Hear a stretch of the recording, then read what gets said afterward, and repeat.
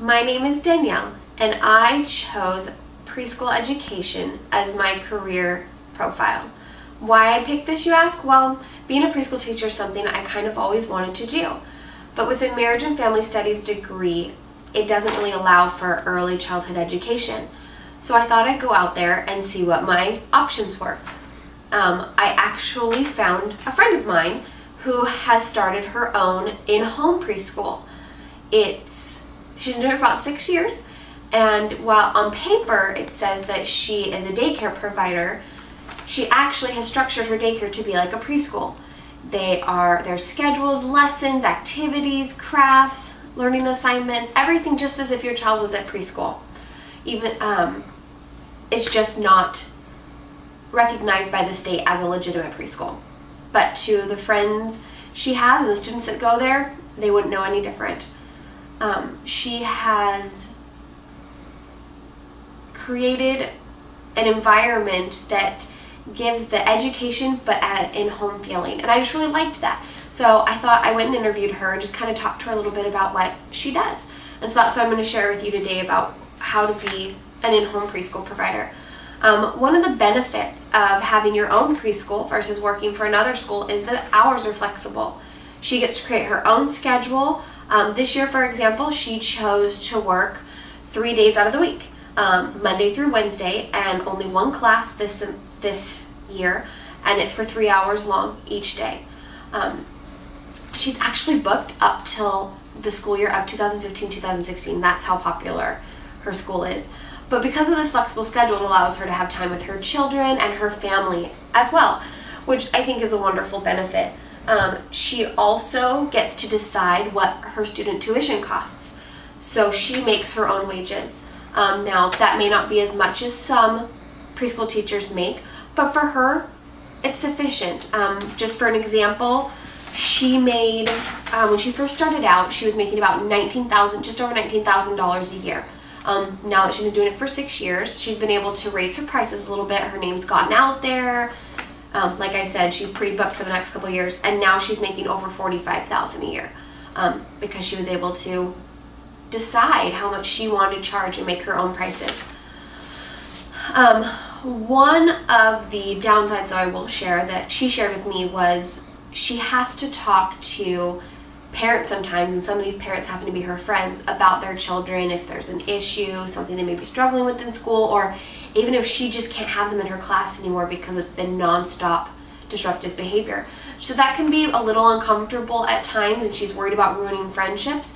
But in the end, these parents would be having to have conversations with a teacher at any state recognized preschool. So she thought, this is my job.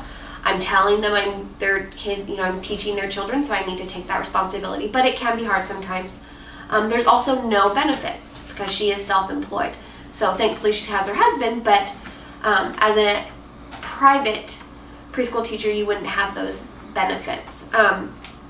There's a lot of prep that goes into being a preschool teacher, whether you're at home or in a school. The nice thing about her doing it by herself is she gets to plan her own lessons. There's no curriculum that she has to stick to, which allows even more flexibility in her prepping. And she gets to use a little bit more creativity in her lessons and in her activities. She really incorporates the love of learning into these lessons, and kids just really are blossoming, which I just really love that idea. I like that I can create my own lessons and bring what I want to the table and things that I know and love, and teach these kids.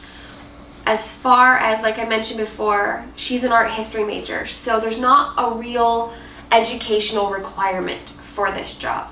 But I think having a degree in marriage and family studies really gives me a couple steps up above somebody else who would want to do this, because I'm getting that child development learning. I'm getting to understand how families work and kids work, and I feel like that would really help play into this career.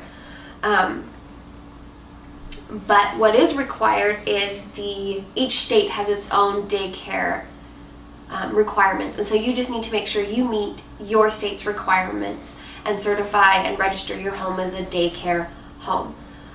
Like for California, you have to have 2 exits to your home, a front door and a back door in case there was an emergency. We're only allowed so many kids in a home at one time.